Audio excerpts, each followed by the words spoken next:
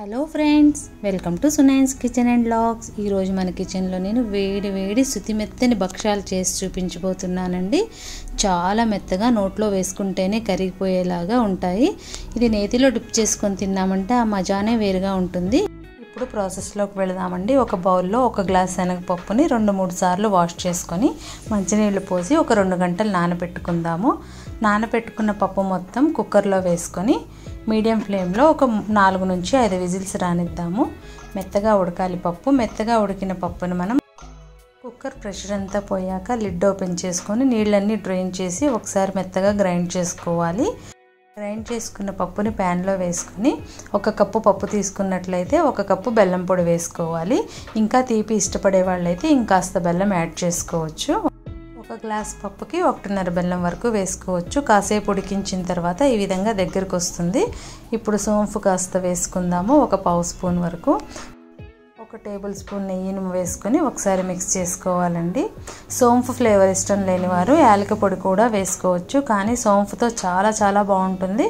ఇలా మొత్తం దగ్గరకు వచ్చినప్పుడు ఫ్లేమ్ ఆఫ్ చేసుకొని ఒక బౌల్లోకి తీసుకొని చల్లారిన తర్వాత చూడండి ఈ విధంగా మనం ఉండలు చుట్టు పెట్టుకుందాము. ఇలా సాఫ్ట్గా ఉండాలి టెక్స్చర్. ఇప్పుడు పిండి కలుపుకుందామండి. ఒక బౌల్లో 1 కప్ వచ్చేసి మైదా పిండి జల్లెడ పట్టి తీసుకోవాలి. చిటికెడు ఉప్పు, కాస్త పసుపు వేసుకొని కలుపుకోవాలి. పసుపు వచ్చేసి మనకి పైతోపు కలర్ఫుల్గా రావడం కోసం కాస్త పసుపు వేసుకోవాలి. స్కిప్ చేసినా పర్వాలేదు. కొంచెంగా నీళ్లు పోసుకొని పిండిని కలుపుకోవాలి. 1 కప్పు మైదా తీసుకున్నట్లయితే అదే కప్పుతో నీళ్ళని తీసుకోవాలి. 1 కప్పు నీళ్లు తీసుకుంటాం కానీ 3/4 కప్పు కరెక్ట్గా సరిపోతుంది. కాస్త చూసి కొంచెం నీళ్లు పోసుకుంటూ కలుపుకోండి. ఇప్పుడు మైదా పిండి నీళ్ళంతా పీల్చేస్తుంది కాబట్టి కాస్త ఇలా జారుగానే ఉండాలి. ఆ తర్వాత కాస్త 1 టేబుల్ స్పూన్ వరకు నూనెను పోసుకొని ఇలా మిక్స్ చేసుకోవాలి. కొంచెం బీట్ చేసుకుంటూ మిక్స్ చేసుకున్నామంటే మనకి భక్ష్యాలు చాలా సాఫ్ట్గా వస్తాయి. ఇట్లా ఒక 10 నిమిషాల వరకు నేను స్పెండ్ చేసి ఇలా బీట్ చేసుకుంటూ పిండిని కలుపుకుంటున్నాను. సోక్ చేసే ముందు కూడా కాస్త ఆయిల్ కానీ నెయ్యి కానీ వేసి సోక్ చేసుకున్నామంటే శుతి మెత్తని భక్ష్యాలు మన సొంతం అవుతాయండి. ఇప్పుడు ఇంకాస్త ఆయిల్ వేసుకొని ఈ విధంగా మొత్తం ప్రెస్ చేసుకొని మనం ఒక పావు గంట వరకు నాననిద్దాము. అంతా నేతితో చేసుకునే కంటే పిండి కలిపేటప్పుడు నూనె యూస్ చేసి భక్షాలు చేసుకునేటప్పుడు నెయ్యి యూస్ చేసామంటే చాలా బాగుంటుంది.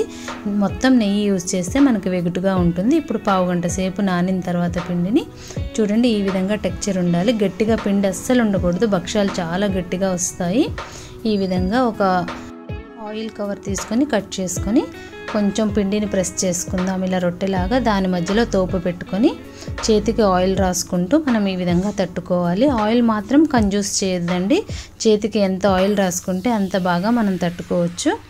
ఈ విధంగా మనం ఎంత పలసగా కావాలంటే అంత పలసగా ఈ విధంగా తట్టి పెట్టుకోవాలి. ఆ తర్వాత ప్యాన్ కాస్త వేడవనిచ్చి దాని మీద నేను నూనెను అప్లై చేస్తున్నాను. నేను మధ్యలో రొట్టెకి నెయ్యి రాస్తున్నానండి. ఫస్ట్ నుంచి కూడా నెయ్యి ఎక్కువగా యూస్ చేయలేదు. ఇప్పుడు మనం చేసి పెట్టుకున్న రొట్టెని దీంట్లో వేసేసుకొని కొంచెం వేడైన తర్వాత దీని మీద 1 స్పూన్ నెయ్యి వరకు రాసుకోవాలి. ఇట్లాగా కొంచెం కింద కాలిన తర్వాత మనం చపాతీని టర్న్ చేసుకోవాలి. కొంచెం ఎర్రగా కాలితేనే చాలా బాగుంటుందండి. లైట్గా కాలిందంటే కొంచెం మనకి పిండిగా అనిపిస్తుంది. ఈ విధంగా మనం చక్కగా చపాతీని కాల్చుకొని ఒక ప్లేట్లోకి తీసుకుందాము. మనకి ఎంతో సాఫ్ట్ భక్షాలు రెడీ అయిపోయినాయి చూసారా. ఇంకా పలసగా కావాలంటే కూడా మనం తట్టుకోవచ్చు. నా ఛానల్ కానీ కొత్తగా చూస్తున్న వాళ్ళైతే లైక్, షేర్, సబ్స్క్రైబ్ చేయండి ఫ్రెండ్స్. పక్కనే ఉన్న బెల్ క్లిక్ చేసి ఆల్ క్లిక్ చేశారంటే నేను ముందుగా పెట్టబోయే రెసిపీ నోటిఫికేషన్స్ అండ్ వ్లాగ్స్ అన్నీ కూడా మీ ముందుంటాయి. ఇక ఆలస్యం ఎందుకు, చేసుకొని మీ కామెంట్స్ నాకు తెలియచేయండి. మరొక రెసిపీతో మళ్ళీ కలుద్దాం. Thanks for watching. Bye friends.